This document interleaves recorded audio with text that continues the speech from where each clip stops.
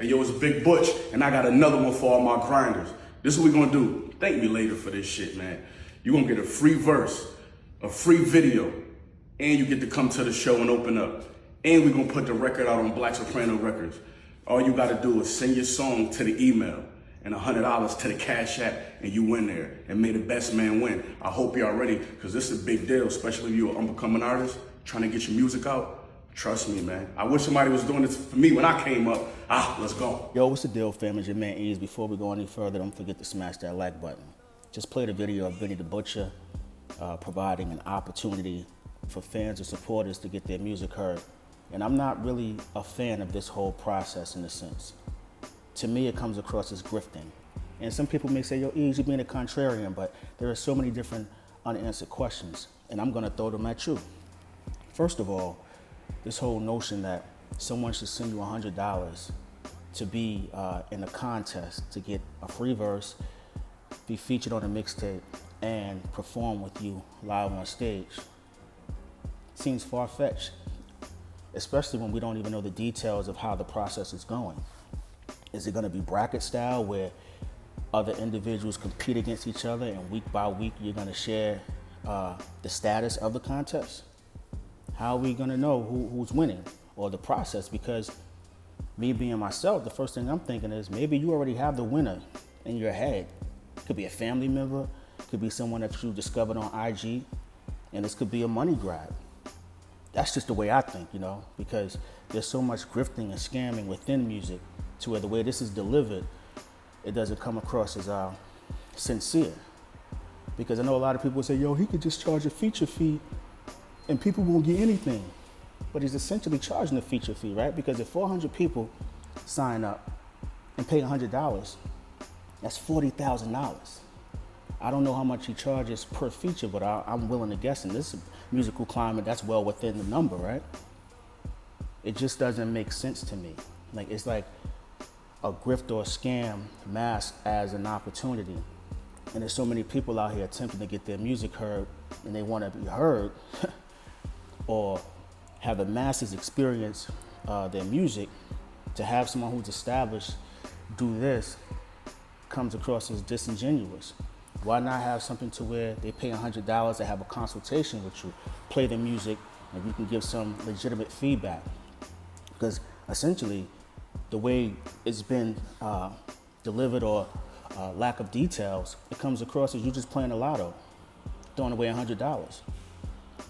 I could be wrong, but that's just the way I see it, because I think someone having an opportunity to speak to you about their career, what they're missing, maybe something should be mixed differently, maybe the hook isn't right, maybe they need different production. You listen to the song, give them feedback for $100, that would make sense. But someone just sending in $100, hoping and praying and wishing that they'll be selected for those three opportunities that you presented just doesn't make any sense to me. It really doesn't. That's just me. Some may consider this to be a great opportunity, but for me, if I'm that individual, spend $100 and save it and put it towards getting a mix from a professional or maybe some mastering, or I don't know, look for an opportunity where you could save up for an extra piece of gear towards your studio. Pay a monthly subscription to Adobe so you could play around with creating your own thumbnails or something, or cover art. I don't know, sign up for DistroKid if you haven't done so you can distribute your music digitally to every streaming platform. These are things I think that people should really be focused on, especially in the entry-level stages, because paying someone $100 when you really don't have details or they're not really sharing how the process is going to go just comes across as a grift and a money grab. And it's unfair, especially in this economic environment. People deserve better. An artist in his position should be more forthcoming with the information. Because like I stated before, 400 people sign up, which is nothing compared to how many followers he has on IG. That's $40,000. And we don't even know if they really gonna be listening to the music. Who's listening to the music? Is it Benny himself? Did he hire an intern? Does this intern have a background in music? How do we know the process of how this is going to go? And just watching that video, it takes me back to a previous video I did last week where I said how producers pretty much gave their value away within their music, leasing beats for $25 or selling beats for discounted prices without split sheets and not handling your business. This goes along the same vein. It comes across as bad business, and the only person that's winning is the person who recorded the video or who's featured in the video.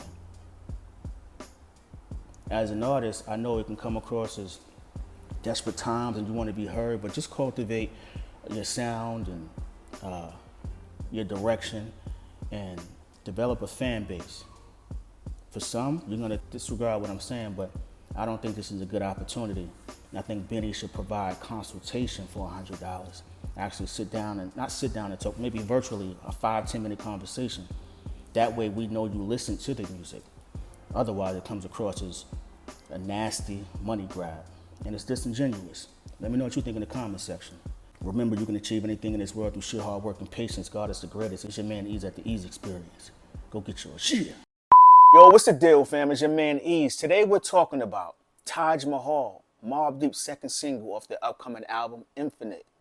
Slated to be released on October 10th, 2025 off Mass Appeal Records. Before we go any further, smash that like button, subscribe to the channel, notification bell, all of that. I appreciate you all out there. A little background information. This song is produced by The Alchemist, a frequent collaborator, a member of Mobb Deep.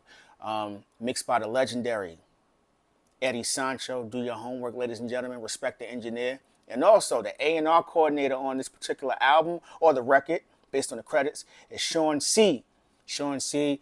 produced Jay-Z's Can't Knock the Hustle, Rock Boys alongside LV, No Hook. Executive produced the album, American Gangster, I Won't Tell, Jay Holiday, who was featured on Fat Joe's record. He got quite a few records, solo and alongside LV.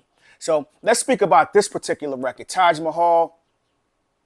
I'm digging it. This is Mobb Deep. We're going to cut the chase, get right to it. I'm digging this record a lot, man, especially coming off It's the World. Two totally different records, but within the same vein. You know, it doesn't sound like they're chasing a single or anything of that nature. They doing what Mobb Deep does. First thing that jumps out to me, Prodigy's presence. This is why I'm a fan. The hook is money, and if you listen closely, it sounds as though the hook derives from the actual verse. Maybe the producers, Havoc, or The Alchemist on this record, actually decided to do that. I could be wrong. Maybe I'm overthinking the process, but I love how that works, the way it just flows seamlessly. P is in pocket. P has something very few artists don't have to this day, which is internal control. We understand how talented he is. I say he is because his music still lives on. But he never had or needed or yearned to show all of his tricks within a song or an album. He does what is necessary for the actual record. And that continues on this song, Taj Mahal. The production is fire, produced by The Alchemist once again. It sounds like a melodic pop record from like the 50s, 60s, or possibly the 70s. For example, The Carpenters, a group like that. But it's still gritty, but it's still melodic. It plays both sides of the fence perfectly. You know what I'm saying? The drums are very minimal, but they're very effective. What do I mean by that? Punchy kick that comes right at you. I don't even think it's panned off. I don't know if that's a rim shot or a clave that is well-rounded. I don't know. Whatever it is, it works. And if you listen closely towards the tail end of the pattern itself, he's doing a lot of simple things with the or additional things with the snare drum, the rim shot, or the clave that makes it seem like it's much more than it really is. I like how he added the open hi-hat towards the end as well. And there's an effect there that takes up space as an additional texture, but it doesn't make this record sound cluttered. That's masterful in itself. That's how you know you have reached a stage of mastery within your profession where you know when to stop. You ever listen to a record and it's like, yo, you don't put every sound on here, like it's too much going on. The pockets are there. The lanes are evident. Prodigy has his space. Havoc has his space. because the production made room for that. This track sounds like something from like 2002, 2003. Like that feel sounds like it could have been featured on Infamous Mobb's special edition album. That's what it feels like. Got that quintessential Queens feel. I love the record. And if we were going to add anyone, just add Ty Nitty, Twin Gambino, and Godfather. Like, this is Queens right here. Alchemist knocked it out the park, for real. And we have to give a shout out to the engineer on the record, the legendary Eddie Sancho. Didn't overdo it. The record, once again, just like the world, has a mixtape feel, but it's polished. There's a mature sensibility within the mix. You can tell that he has a masterful ear, but yet he still kept it grimy in a sense. And that's 2 tracks back to back. And that's encouraging because sometimes you can listen to an album, you're saying to yourself, yo, some of these mixes sound off.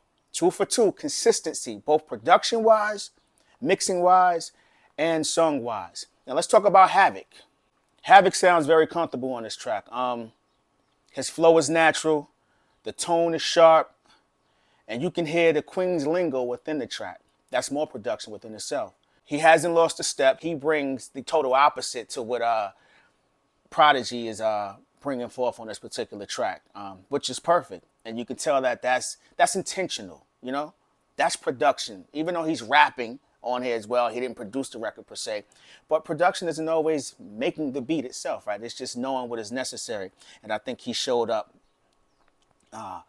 in a great way on this track. It's the simple things, how P starts off with 7 p.m. and as the track goes on, it's chronological order in a sense, right? And then Havoc takes it a step further and decides to speak about now it's 2 a.m., right? Simple things, and we know how things go when you out, right? As the night progresses, there's a huge possibility that negative things could happen. So now he goes back to speak about the temperatures rising, which is another reference, not only to earlier in P's verse, but we're going back 30 years to the infamous album. Temperatures Rising happens to be a track on that album for those who are unaware. So I'm big on intentionality and the why, right?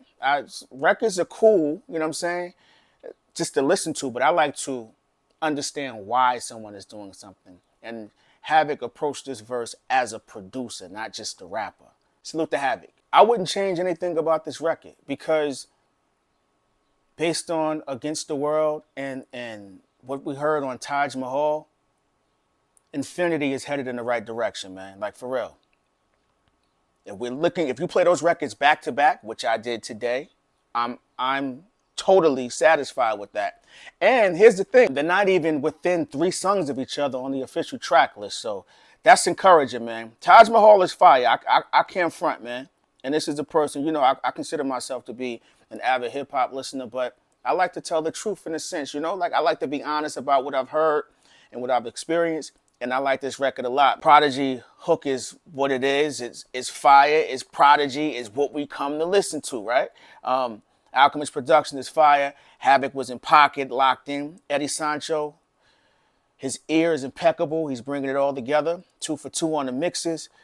This is Mobb Deep energy. When Havoc, P, Alchemist, y'all on to something, man. I can't wait to hear this album in its totality, man. If you haven't done so, go cop some vinyl, CD, pre-order it. The link's out there. Mass Appeal Records, I believe, has everything up there. You can go to Amazon, if I'm not mistaken. A lot of different options, man. As fans, we are definitely being spoiled in a sense.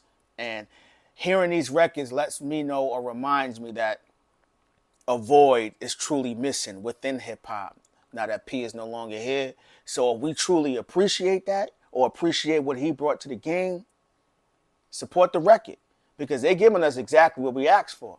And for those who speak about record set, this ain't what this is about because Mobb Deep was never going diamond, even in their heyday. But what they will represent is true, authentic hip-hop, and they're going to give you organic singles that shake arenas, auditoriums, intimate settings, because they make music from the heart. Tell me what you think about Taj Mahal in the comments section.